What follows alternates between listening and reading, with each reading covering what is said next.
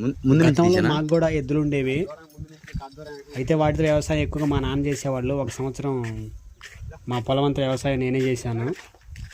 నేర్చుకున్న పని మర్చిపోయాము. కానీ ఈరోజు పొద్దున్న రోడ్డు మీద వెళ్తున్నప్పుడు ఊరు బయట పొలంలో తెలిసిన వాళ్ళ చెల్లో తెలిసిన వాళ్ళ ఎద్దులు వ్యవసాయం చేస్తూ ఉన్నాయి.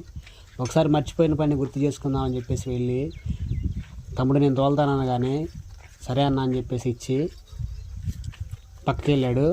ఊరికే ఉండడం ఎందుకులే అని చెప్పేసి వీడియో తీయించాను ఆ అబ్బాయితో.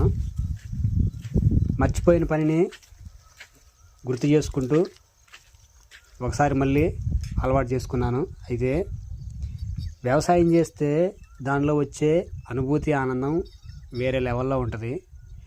ఇటువంటి ఆనందం, అనుభూతి ఏ పని చేస్తున్నా కానీ రాదు. ఎందుకంటే సొంత పని కదా అది.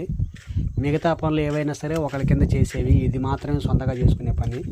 చాలా ఇష్టంగాను మంచి అనుభూతిగా ఉంటుంది. సహజంగా ఏదైనా పని చేసేటప్పుడు ఆ పని చేసే వాళ్ళు ఎవరెవరైతే ఉన్నారో వాళ్ళ మధ్య ఉండే బాండింగ్ అనేది కరెక్ట్గా ఉండాలి. ఆ వ్యవసాయం చేసే ఎడ్లు కానీ, ఆ వ్యవసాయం చేయించే ఆ మనిషి ఎవరైతే ఉన్నారో ఆ జంతువులకి ఆ మనిషికి ఉన్నటువంటి బాండింగ్ చాలా బాగుంటుంది. అతను తోలితేనే ఆ బాండింగ్ ఉన్న జంతువులు వెళ్తాయి. అలా కాకుండా మిగతా వాళ్ళు ఎవరైనా వెళ్ళి తోలినా కానీ అవి సహకరించవు. అవి అంతగా నమ్ముతాయి అన్నమాట ఆ వ్యక్తిని. ఏది ఏమైనా పొడవకుండా కాళ్ళతో విదిలిచ్చి తన్నకుండా ఉండే ఎద్దుల్ని పెంచుకుంటూ వ్యవసాయం చేసుకోవడం మంచి పని. ఏదేమన్నా కానీ తమ్ముడు జమలయ్యకి థ్యాంక్స్ చెప్పాలి. ఎందుకంటే అడగగానే అవకాశం ఇచ్చినందుకు థ్యాంక్స్ జమలయ్య. అందరూ కూడా మీరు పనులు ఏమైతే ఇప్పుడు చేస్తున్నారో వాటిలో సరిగ్గా రాణించలేకపోతే రెండో మార్గం, రెండవ సెలక్షను వ్యవసాయం చాలా బాగుంటుంది. ట్రై చేసి చూడండి.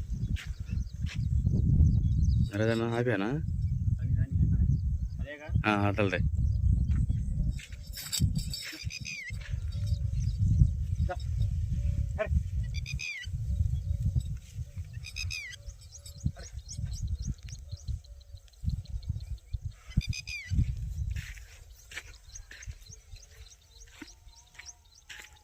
Ah.